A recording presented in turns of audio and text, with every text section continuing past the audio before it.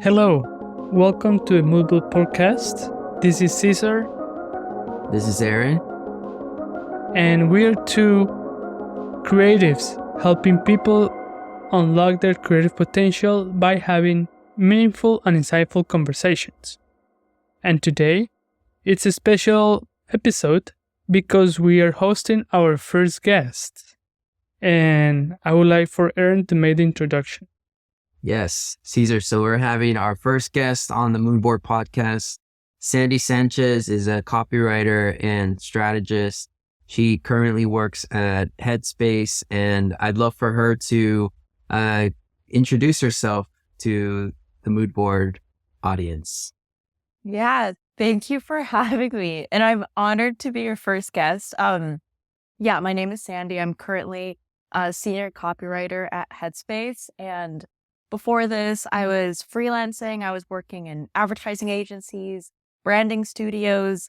So I've kind of done lots of different types of copywriting and strategy throughout the past years. Primarily, I would say with clients in like the health, wellness, lifestyle, technology spaces. So that's kind of like the realm that I'm a part of, but that's a little bit about my background. Sandy also writes a newsletter called Small Pleasures, which is really cool. You should check it out. So Sandy, Cesar and I have been talking a lot about naming products and the role that naming has in the success of things. And we're very curious about branding and the power behind words. And so I was wanting to ask you, what does a copywriter do? Yeah. That's a good question because there are so many different types of copywriters. And so I think that just the term copywriter, it's like saying just a designer, where you need to like get a little bit more specific. And so I think that in the copywriting world, there's like marketing copywriters, there's advertising copywriters, there's brand copywriters, and there's so many different types of copywriters. For me personally, I started by being an advertising copywriter. And at the time, my day was a lot of just concepting. Like it was just thinking about big ideas and commercial scripts and more so bigger thinking versus if you're, let's say, a brand copywriter / strategist, you're going to think more about just like the tone of voice behind a brand. So it's going to be about brand personality words and like tone voice, like we're charismatic, we're witty, we're scientific, depending on what the brand is. And so that's more of like a brand copywriter. And then a marketing copywriter, writes email marketing, writes social media copy sometimes, like video, like short video scripts. So in any like job, you might get to do all of those. In some places, you'll probably touch on just a few of those things, but overall, my day really is just a lot of writing. Like currently, I'm a brand copywriter. So I work a lot on copy for websites, for like in-app copy, notification copy, emails, but then also thinking more strategically about, maybe future offerings. Like how are we going to position that? How are we going to message that new idea? So it is a combination, I would say, of strategy and also like writing. So yeah, that's kind of like what I do like most days. That's really interesting. Yeah. That's very cool. Yeah, go ahead. No, please.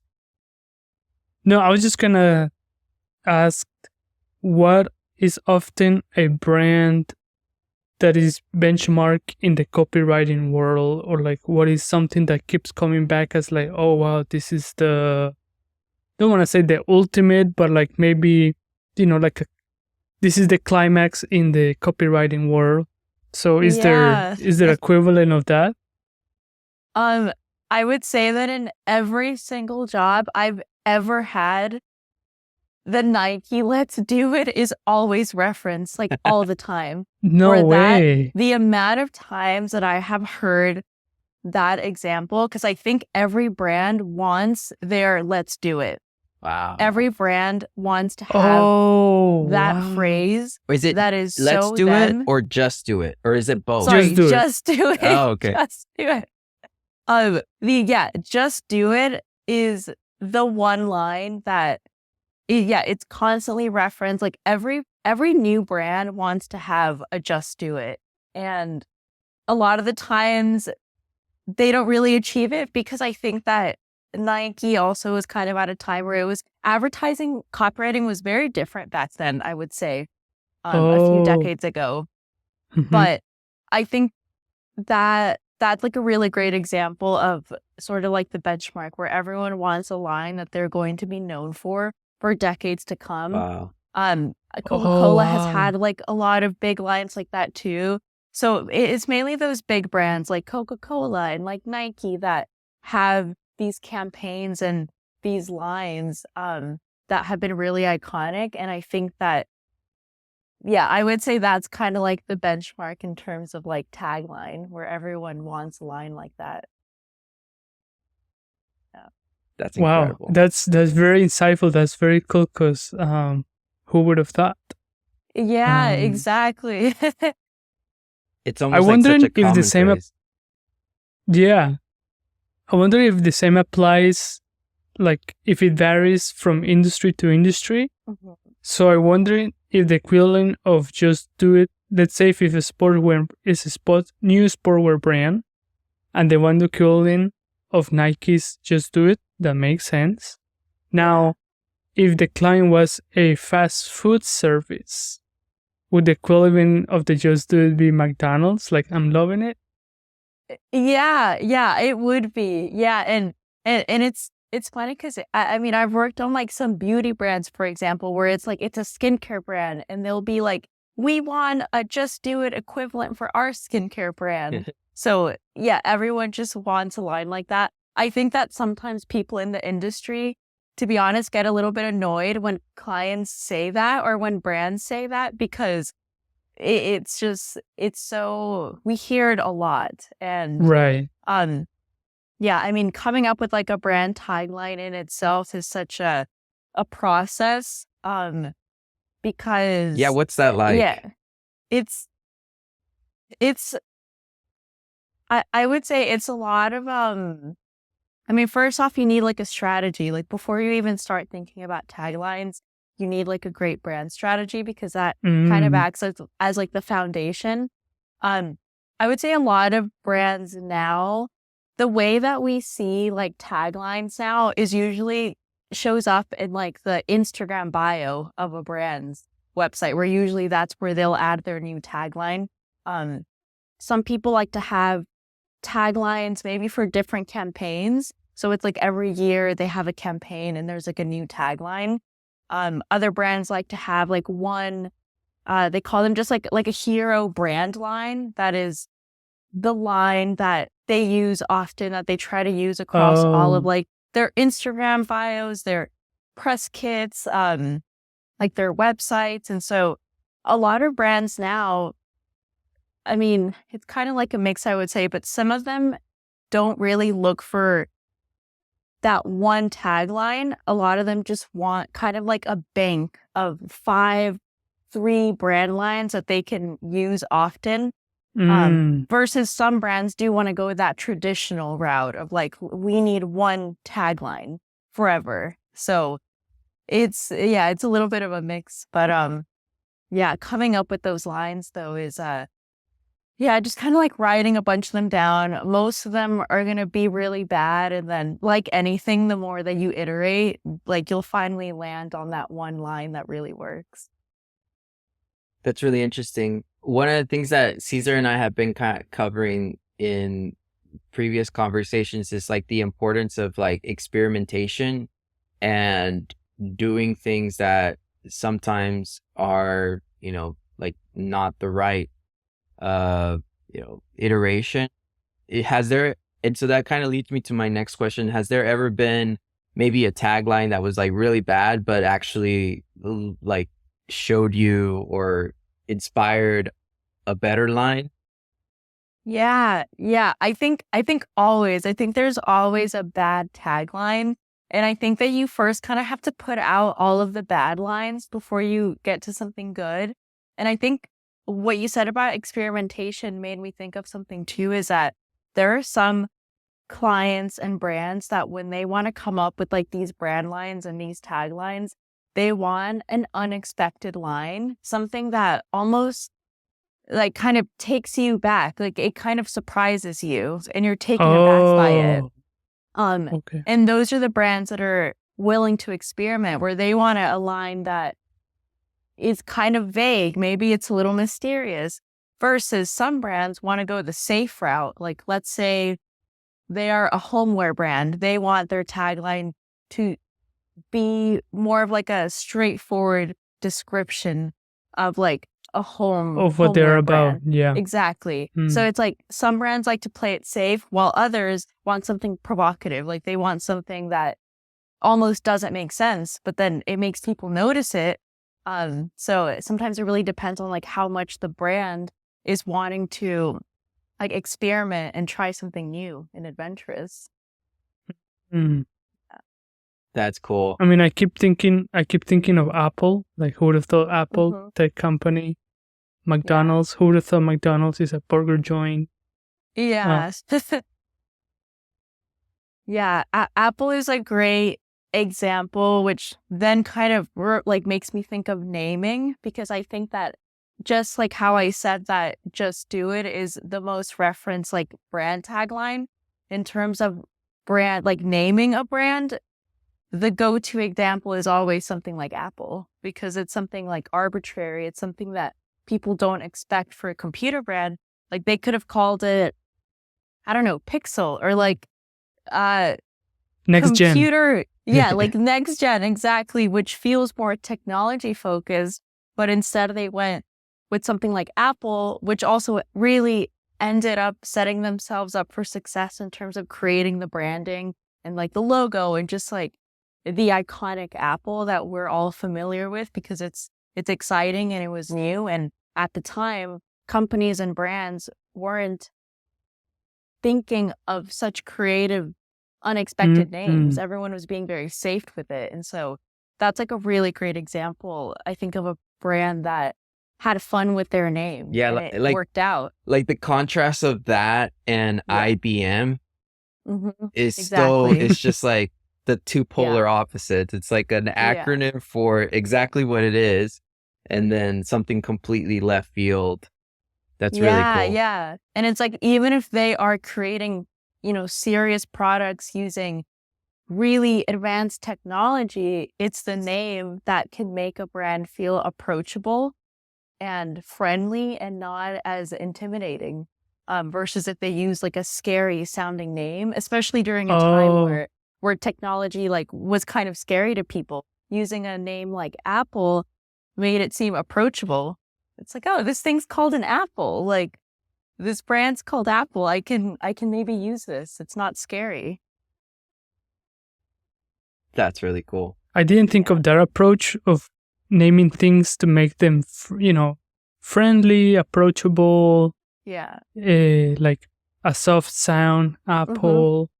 There is no X, there is no Z's. Right. So I like that approach, because as I I have been exploring the thoughts of like, okay, if I am to start my brand, do I do it under my name? Do I do it under a separate label, title, subtitle, whatever? So I am wrestling with those challenges as well. And the latest where I am is that I'm leaning towards numbers. I don't know, what is your take on numbers? Because for me, numbers are universal and they could transcend language. So that's where I'm leaning towards a number. So, but I would love to hear your thoughts about numbers. Oh, that's so fat. My first instinct with numbers is that I haven't heard of a brand that uses numbers, at least in the space that I've been working in. So that's really interesting, actually. It almost sounds like, it feels very like future thinking, I think. And I like what you said about it being universal. I think I think it'll definitely be, it adds like a sort of like a layer of like, it makes it a little bit complicated in the sense of how are people going to read it. But at the same time, I think that because it's different, that it'll get the conversation going. And I think that those types of names, I mean, are always pretty interesting. Like there's one skincare brand called Glossier, and it's spelled like a glossier. And so when the brand first came out, there was so much online discourse around how the brand was pronounced. And it was people back and forth being like, no, it's pronounced like this. It's pronounced like that. And so I think the same thing with numbers. Didn't Elon name his kid like a number? It was like a number and a letter or something. And like a really complicated. I think it's kind of polarizing. I think some people are like, oh, that's super cool. And then other people are going to be like, no, like that's so complicated. And I think it comes down to like the person, like in your case, it's like, okay, do I want to, go with like this riskier name that a lot of people don't go for numbers, or do I want to play it like safe? So it kind of comes down to like your comfort level. Like who your audience is, right? Like what are they willing the to audience take in? too. Yeah, because it's like maybe a certain audience will be like, oh, this is the coolest thing ever. This feels so aligned with your brand. Like, and I mean, a name is just part of it. Like, what's the logo going to look like? What are the colors going to look like? What exactly is that number? Because maybe it's a number that's easy to remember, or it's a number that sounds phonetically really interesting. And so, yeah, it kind of will like depend on what that number ends up being. But overall, it seems like a cool idea. I've never heard of a brand that's a number, so that's kind of interesting. Like I've heard Thank of you. letters. Yes, it's Go ahead. You've Sorry, heard of Cesar. letters? Our internet No, go lag. ahead. No, I was gonna say Y3. I mean, I've heard of letters and numbers. Yes, letters and numbers. 820. I mean, sorry, no 824, but 424.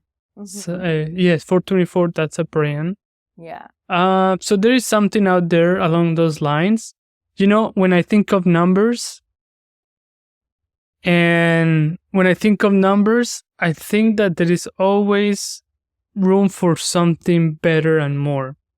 Because I think like, oh, if I name my brand, let's say 500, what if someone comes up with the 1,000? And then that higher number is like, oh, it's a better product. So I love the relationship between numbers and how can I say, like, higher numbers means improvement. So it's just interesting, the psychology behind that higher, number amount. Yeah. Translating to more advanced. Yeah, that's true. And it's like, what's the story behind the number? I mean, I've never looked into why A24 is called A24. I'm sure there's a reason. Maybe it's something film related that I just don't know. But sometimes it's also like a if you know kind of thing with some of these like names. I'm gonna guess that maybe it has something to do with film having 24 frames per second. That's just a wild guess. Probably. But I really want to see now. I'm curious what that could be. This is really cool because I think the importance of names comes down to play in having a competitive advantage. And you guys have kind of touched on it here, where, having a friendlier name, having a more accessible name, or just sounding cooler, like Walkman or iPod, things like this. I remember back when, iPods were in their prime or very, very popular, it became a sort of, what do you call it when a name becomes the name for all things? Like, you can show somebody an MP3 player and it's not an iPod, but they call it an iPod. Or it becomes a noun where it's like, sometimes for example, I experience this with Uber where I'll order a Lyft, but the term in my head is, oh, let's Uber home. Let's get an Uber. We don't say let's Lyft home. Same thing with Kleenex. It's like, oh, do you want a Kleenex? Like we tend to say the brand name, and I think ultimately every brand, that's their dream, is to become a verb. Wow. And that's another like good indicator of like how strong a brand name can be, where it's becomes a verb. It like transcends. It's not just a name. I'm Googling. Googling, exactly. Wow. Yeah. Yeah. That's really interesting. How important do you think it like, has there ever been for any of your clients, the name comes before the product, or does the product come before the name, or like how does that work? What process? How's that process? Yeah. When I worked in branding studios, a lot of the times we had early stage companies, so they wouldn't have a name. We would call them like Project X or something, or like they would have a very placeholder name. And most of the time, the naming was one of the very first things that was decided on. And so a lot of the times with these brands, like that was the first exercise. It was before we go into any of the branding, the visual design, the verbal identity, like we have to figure out the name first, because the name is kind of like the foundation of everything, because most of the time the name is going to have a story. It's going to have a reason as to why we landed on that name. And so if the name sounds like very playful, or if it sounds serious, that's going to help then us inform what the design is going to look like, or what the rest of the copy is going to sound like. Because let's say it's a crazy playful name, but it's for a technology brand. Maybe because we have a crazy playful name, they also want to have playful copy. Or they decide, okay, we had too much fun with the name. Let's keep our visual design then a little bit more serious, a little bit more credible, so that we can have some contrast with our playful name. Wow. So it really comes down to like how they want to be perceived by people and how they want to come off. And I think that with certain brands, and it depends what industry they're in. Let's say that they have a new proprietary technology. They're going to want to come off as credible, as scientific, versus if it's like a candle brand, like they want to come off as cozy and like warm. And so the name really helps drive some of that. And that's why a lot of the times branding studios will first start with the name and then go into everything else. Wow. That I find that really interesting. Oh, go ahead. No, I was just... No, you found interesting? No, please. Sorry, we have so much internet it's the lag. It's the internet lag. It's like, oh, is Aaron going to say anything? Do I go? Oh, good, brother. Go for it. No, I was just going to say really quick, a quick question. Has it ever occurred that those placeholder names have become the name of the brand? Oh, yeah. There, definitely. There have been times where, I mean, these companies and startup founders, they're paying hundreds of thousands of dollars, if not millions, to these branding studios to come up with their name and their strategy. And there have been times where there's like a placeholder name, or like a name that the founder maybe said in one meeting, where they're like, oh, I really like this name, but maybe it's not right. And we will come up with hundreds of names. We'll go through like 2 or 3 rounds of naming. And at the end, they'll be like, you know what? I think we're just going to go with the name that we originally had. Like, we're really attached to it. We really like it. Thank you so much for your explorations, but we're just going to go with our original name. So that definitely has happened before. Not all the time. I would say only a few times, but it does happen. That's so funny, because there is, a little bit of story here, interesting story that I've heard from an old coworker at Yeezy. you guys are familiar with the track pants that say Calabasas on the side of the sweatpants? The Adidas Yeezy Calabasas sweatpants, the tracksuit. Anyways, to figure out the graphic for that place, for the placement and the graphic that was gonna go on that track pan on the side, it took the team 3 months. But they presented what's on now. They presented that at the beginning of the 3 months. They presented that first, and then 3 months later, let's go with the original one. That's really funny. God. Sometimes you just have to go. Sometimes the first idea is the one that works. It's just the reality sometimes. Yeah. There's an album by this guy, this amazing artist. I think Ye sampled one of his songs. 30 Hours, he samples the beginning of the song. But he has an album, his name's Arthur Russell, and he has an album called First Thought, Best Thought. And I always think that. Wow. Yeah. I always think about that. But that's a very interesting,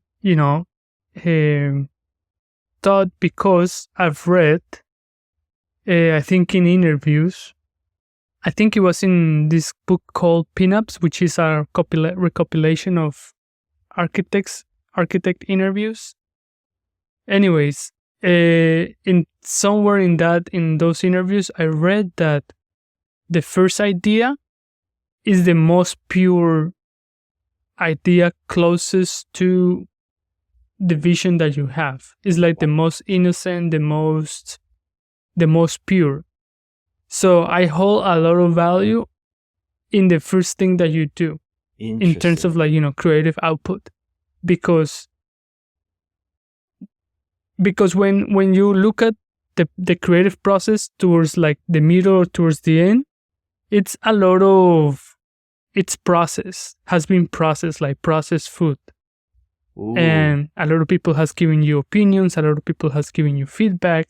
You've taken inspiration from other places. Like it's very now it's more complex, it becomes mud, it becomes gray. That's interesting. While if you look at the first idea that you had, that you put on paper, there is something pure about it. So it's very interesting that clients have decided, hey, you know what, we're gonna go with the first idea that we have. Cesar, I wonder, and I want to get your thoughts on this too, Sandy.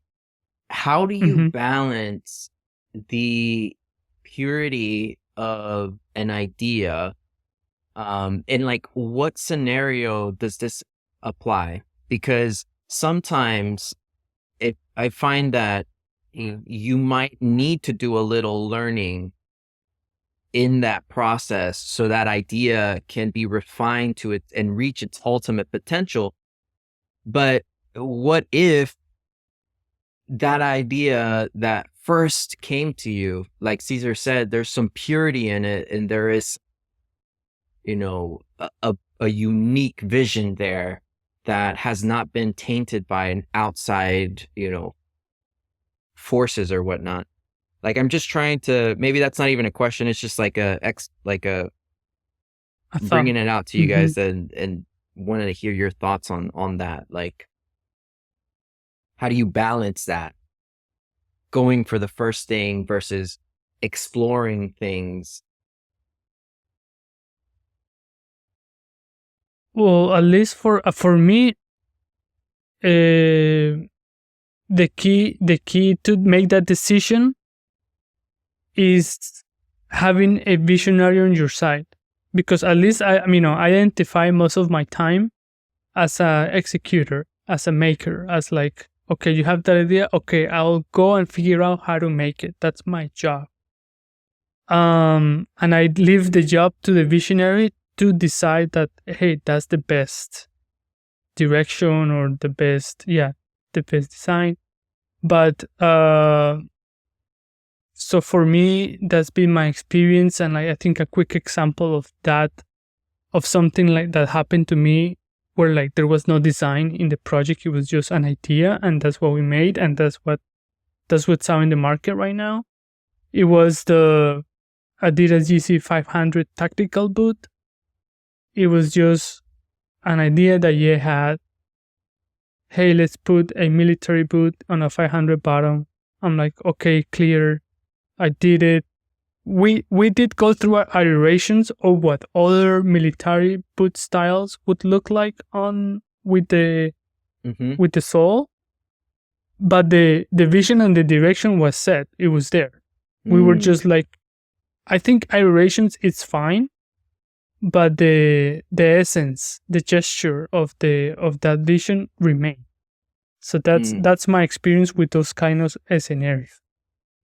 Yeah, I think sometimes you have to do those iterations and explorations to realize in some cases that the first idea was the one that was right all along, because maybe you wouldn't have known otherwise. Maybe you do have to go on and do those other iterations. Yeah, and I think what you said is right. It kind of depends, right? Like who you're working with, because in some cases, let's say that you work on a team of like 40 people, it doesn't matter if your gut is telling you one thing. There might be someone higher up in the ladder that is like, no, we're going to go with this. And that's that. And that happens sometimes, versus I think when you're on a smaller team, there's I think there's more space for you to be able to kind of like explain your thinking, like maybe do those iterations, and then as a team you all realize that like, hey, let's go back to that first idea. But I think it really does depend on if you're doing independent work as like an artist, if you're on a small team, or if you're working with like 50 people. It's gonna look different. I think. Yeah, I think the point of having a visionary leader is always a competitive edge in what you're doing, because you, at least from my observation, it's really difficult to do bold new designs in a democratic process, because everybody has an opinion, everybody thinks different things. But when you have one singular person with the vision that is pushing for something, it seems like you can take a bit more risks in that way, versus like getting a show of hands, should we go in this direction or not? Yeezy, Adidas as brand names, trying to think of another one. Air Jordans, right? Like they're these huge name brands that are kind of iconic. And sometimes they are inspired by like the designer behind them. And I think that's like the question that every designer, like I know some like ceramic artists who they're like, oh, I don't know what to name my ceramic shop. Should it be my name or should it be something else? And it's like this constant like, do I use my name or do I come up with a brand? And I've noticed that a lot of fashion brands, like the classic, designer brands, like they use names.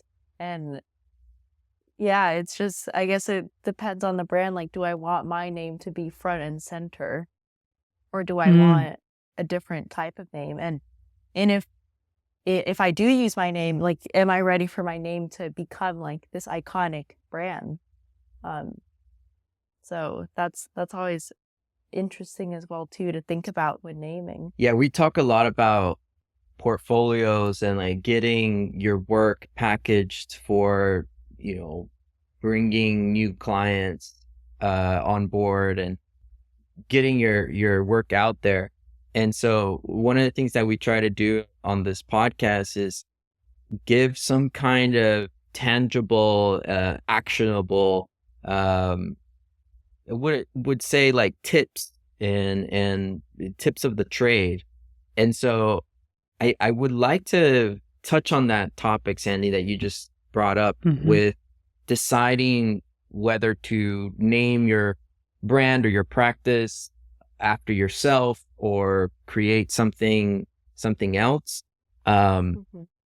And just would like to kind of get your insights on how someone should approach the words that they use for their portfolio, whether it's their name or on their website. What would you advise someone who is like listening to this and saying like, whoa, I've never really thought about the words that I have on my, my work. I want to improve in that. How would you advise? Well, the first thing that kind of came to mind right now is I have a lot of friends who are like freelance designers and freelance writers, and something that they've decided to do in their careers is instead of having their name be their URL, they have decided to name, like basically give themselves the name of a studio, like Studio Blank, or like they'll come up with like a name for their studio, even though it's just one person behind it. And their rationale is that sometimes naming it can make it feel, I guess, more credible and more of like bigger. Bigger. It's like, oh, this is a company, like we're Studio X, like we specialize in branding and designing, when in reality there's actually just one person behind that studio.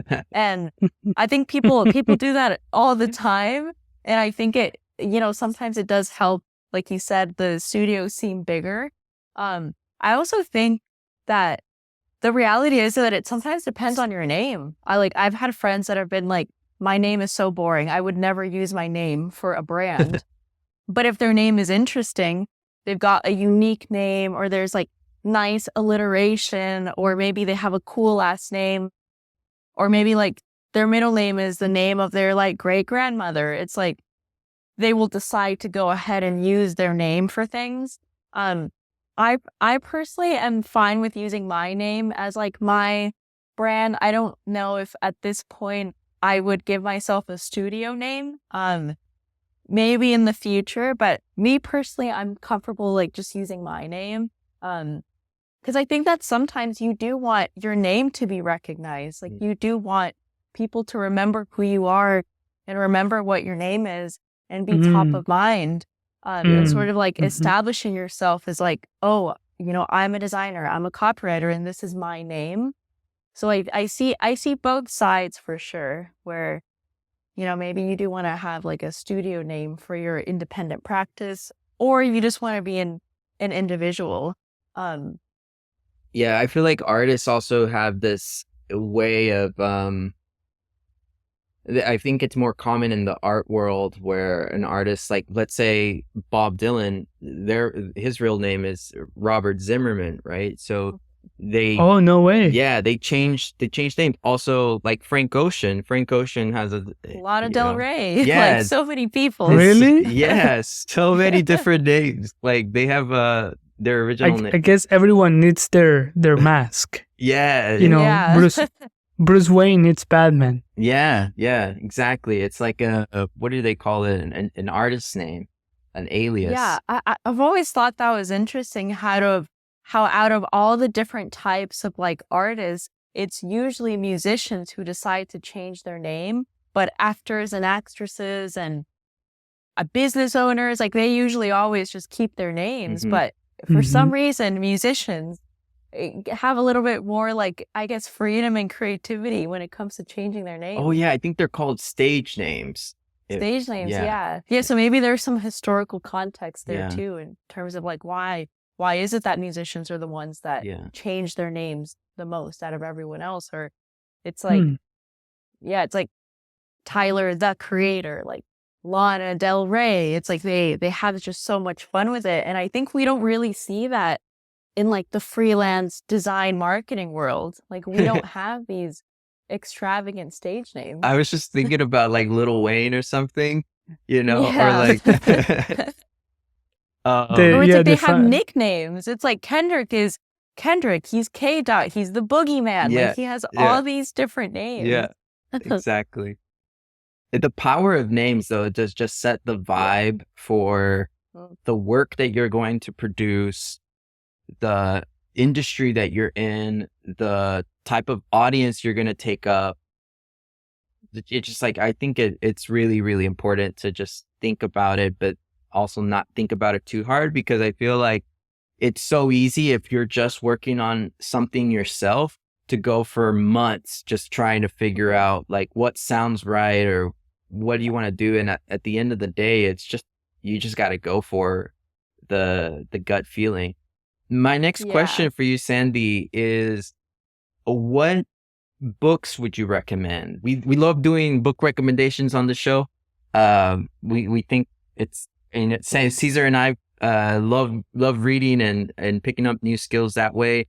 And so is there a particular book that you would recommend for our listener who is like, I want to dig deeper into this copywriting thing?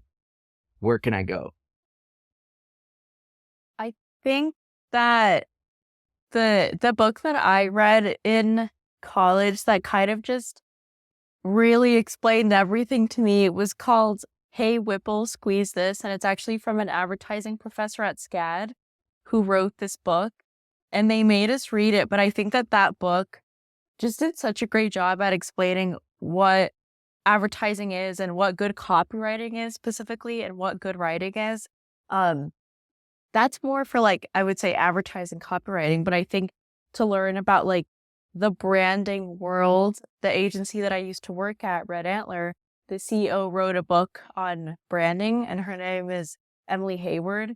And I'm blanking on the name of the book right now, but she wrote a book about branding. And that book is really great because it talks a lot about copywriting in the bigger context of branding. And then another book is a classic book from one of like the OG like 60s Mad Men, which is Confessions of an Ad Man.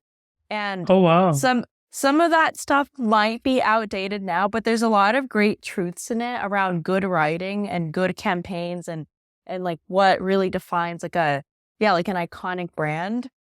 So that one I would say it's kind of like a great old school recommendation. That's cool. Because it was one of the first books written about like advertising and copywriting.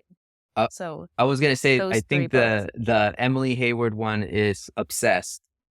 Yes, it's called Obsessed, and it's such a great name because it's like, how do we get you to become obsessed with this brand? And so that's what the book talks about.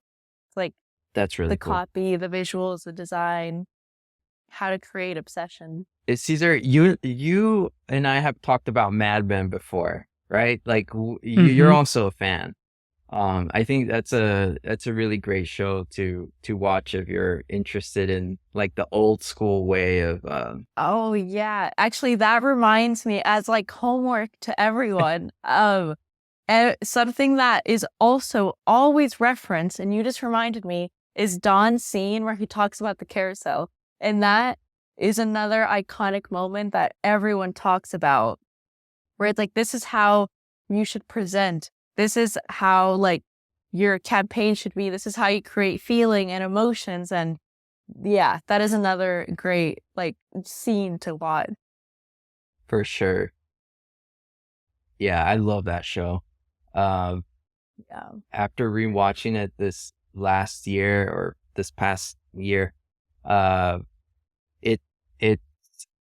it's different to see it before going to college and then after college and having some experience. Wow. Yeah, just like seeing the dynamics of a company from back in the day, just seeing how everyone is playing their part and constantly, it seems as though they're constantly at the edge of survival. Like they're always, going for more clients, going for more business and the strategies. And there's so many great one-liners on that show.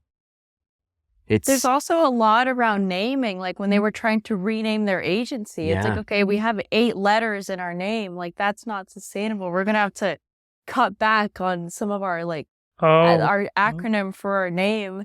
But yeah, I think that's like a great show for sure. I would say it's pretty accurate. I mean, the dynamics in the office were different in the 60s, right? Because it was just like white men who like did everything. And now it still kind of is, but it's not as dramatic as it used to be. But but lots of great one-liners there. And like, yeah, when I worked in an advertising agency, I definitely saw a lot of parallels with that, especially the more traditional big advertising agencies. They still have like a set way of doing things, versus when you work at like, I don't know, a new hip branding agency of the year type of place. That's another thing that I wanted to ask you about. You've had the experience of working in both large iconic companies like McCann, who are referenced in Mad Men multiple times, and you've also had the experience of working in a small boutique branding studio and everywhere in between. What have been what's been your favorite space to work in? I think what I really like about working at these different places is that I feel like I've gotten a full view of just like the space, where it's like I know what it's like to work at an agency and have clients, and I also know what it's like to be the client. And Oh, I just wow. have, I think, empathy for both sides, where it's like I understand what it's like when you're the agency and you have to deliver this to the client in like 2 days. But then I've also been on the other side being in-house, where we don't have those, we have internal deadlines. There's no like external pressure around anything. And I think the thing that I've enjoyed the most is also learning what types of copywriting I enjoy the most, because I've gotten to dabble in different types of copywriting. And I've come to the realization that I really love brand copywriting. I really love the strategic side of things. I like messaging and thinking about like the verbal strategy of these brands. I like naming, and a lot of those things are more possible in-house and working at branding agencies versus working at an advertising agency, which that also has its perks because you're working with multi-million-dollar budgets, working on Super Bowl ads, and there is more like, there's more levels, there's more leadership, like there's probably 50 people above you that need to make a decision. But at the same time, you get millions of dollars to work on campaigns. And so you kind of have to ask yourself, like, what type of work do I personally really like to do? What type of skills do I want to flex in? Like maybe I enjoy coming up with concepts for those big campaigns, or maybe I prefer to work with a smaller brand and helping them become iconic versus, okay, I'm working with a brand that's already iconic and they have their way of doing things. They've had the same tagline for 60 years. Let's just continue doing that. So I think that's very important to ask yourself. And I also think that's also why it's really valuable to have experience in these different types of places as like you're starting your career, because you gain a better understanding of what you personally like to do and the type of work that you want to continue doing. So it's really valuable, I think, to have, both experiences. And I think even in the job hunt, like when I've been looking for a job, recruiters really appreciate the fact that I have both of those experiences, because I think it makes you like more well-rounded, and Yeah. you can see the bigger picture. Yeah. That's really cool. Well, thank you so much, Sandy, for being with us on this episode of the Mood Board. We really enjoy talking and learning about what you do. Is there any like closing thoughts that you would want to share with our audience that are maybe looking for a job right now and trying to kind of get into their next role? Yeah. I think thinking about how you frame yourself and thinking about how do you describe yourself? I think having that one line of what you do, it's like, hi, I'm Sandy. I'm a copywriter. I do this, and I like working in clients in this space and this space. And I think that one-liner is really important because it kind of just like defines who you are, what you're interested in, what you're looking for, and trying to make it sound like as uniquely you as possible. I think that would coming up with like, that sentence, which I think can be used on your website, on a LinkedIn bio, on an email when you're outreaching to someone. I think having that really fun one line that just kind of captures you is really important. And it's like, how can I make this sound not generic? How can I use specific adjectives to describe myself that make me sound unique versus just saying, hi, I'm a designer that lives in Oklahoma. It needs to be like, what type of designer are you? What type of things do you like to do? What's your skill set? And so not sounding so generic and having a line that, captures your personality like authentically and is fun to read. Yeah. So that would be my biggest piece of advice, is framing yourself in a fun way. Very cool.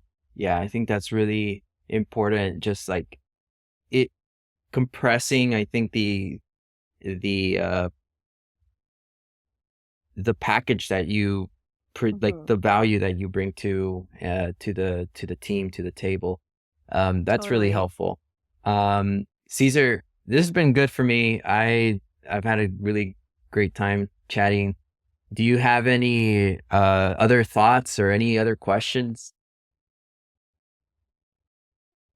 I do not. I appreciate this different like side of of creative endeavors that Sandy has exposed and has educated us, and I hope that all these like wisdom cookies help you, help our audience with having more knowledge and finding application to that knowledge. And I look forward to, let's say, having another conversation a year from now and see how you have evolved, how you have changed. Because I think that'll be interesting,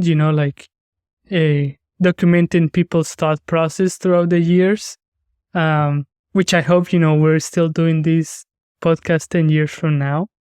Yes. Imagine we become like the longest running podcast in the history of podcasts. Oh, I'm going to show up here with my my gray hair and my 80-year-old good looks. No, but this was great. It was great. It was straightforward, and we love it. We appreciate that. And thank you for your time, for joining us. Thank you so much, Sandy. Really appreciate it. It was so fun.